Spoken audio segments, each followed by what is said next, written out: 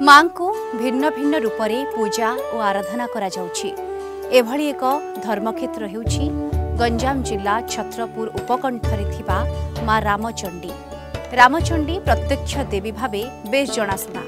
मां किछि लोकंक इष्ट देवी रूपे मध्य पूजिता।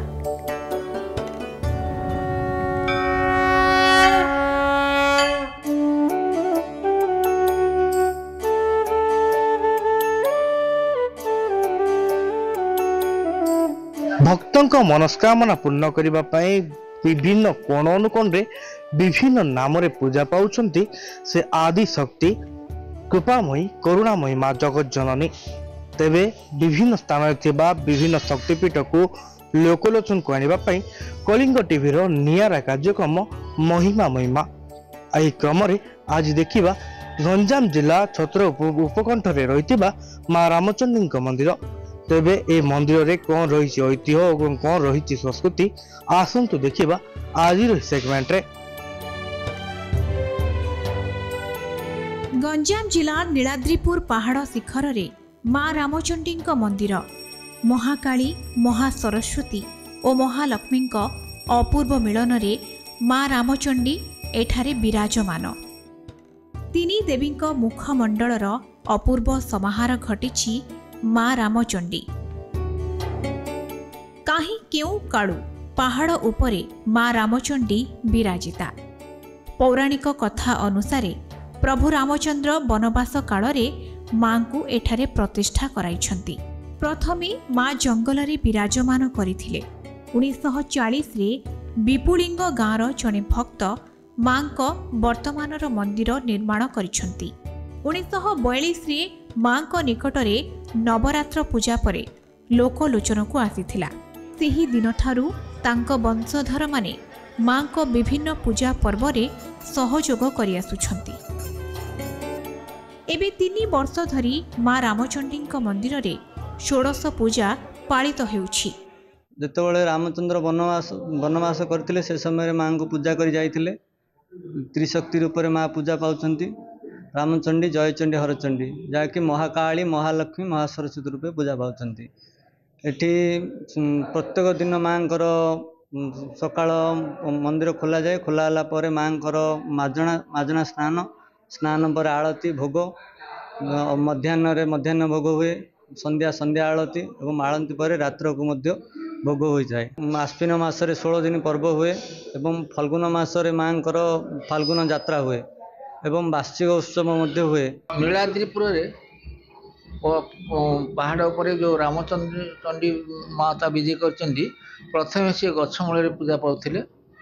1940 मसीह विपुलिंग जने भक्त आसी पूजा अर्चना कले एवं महाकाली महालक्ष्मी महासरस्वती रूप से प्रतिष्ठित एवं से गंजाम जिला तथा ओडिशार सबुआड़े से समस्त द्वारा से सबुठी परिचित होती। से समस्त मनोकामना पूर्ण कर भक्त मैंने आसिक चंडीपाठ इत्यादि महापंडित मान नहीं कर बहुत नवदिनात्मक पूजा बहुत दिन है।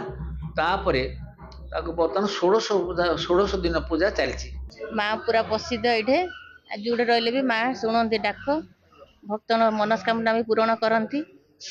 ये प्राय मंगलवार संक्रांति पूरा प्रसिद्ध ये यात्रा माँ होची। गंजाम जिलार प्राय बहु अंचलर लोक माने माँ रामचंडी को इष्टदेवी भाव में पूजा करि आसुछंती।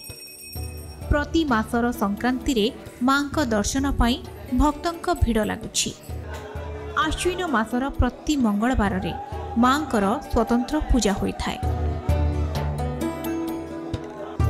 सेहीपरि नवरात्र समय रे मध्य पीठरे भिड़ देखिबाकू मिले। रीतिनीति अनुजाई प्रतिदिन सकाळे माँ को पूजार्चना करा जिबा परे आरती बालभोग आदि लागि होइथाय। मध्याह्न भोग संध्यारे संध्या आरती अनुष्ठित होइथाय। यह व्यतीत पर्वपर्वाणी रे माँ को सम्मुखरे चंडी पाठ हुए। माँ को मंदिर पार्श्वरे रामेश्वर महादेव पूजा पाउछंती। यह सह बहु पार्श्व देवादेवी मध्य पूजा पाउछंती।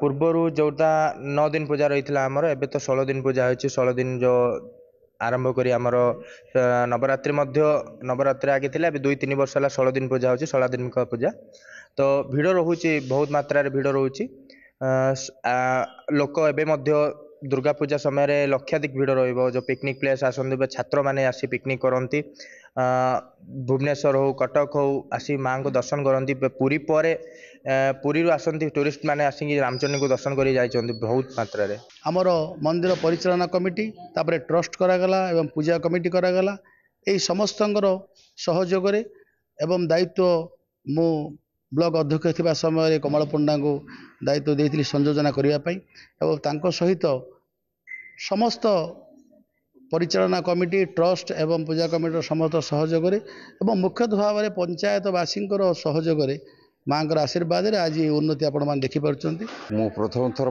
माँ को दर्शन लाभ कर निजको बहुत कृतज्ञता मन करुच्ची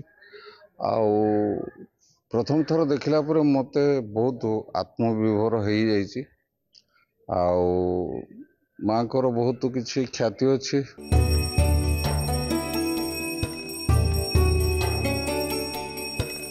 प्रभु रामचंद्र को द्वारा माँ एठी प्रतिष्ठा होते बोली माँ को नाम रामचंडी एबे भक्तों को मनस्कामना पूर्ण करने सहित भक्तों को डाक शुणी से सब विपदरू मुक्ति करती माँ आउ एइथिपाई तो भक्त श्रद्धालु प्रतिदिन एठारे भिड़ देखा मिले। छत्रपुर संतोष कुमार साहू, कलिंग टीवी।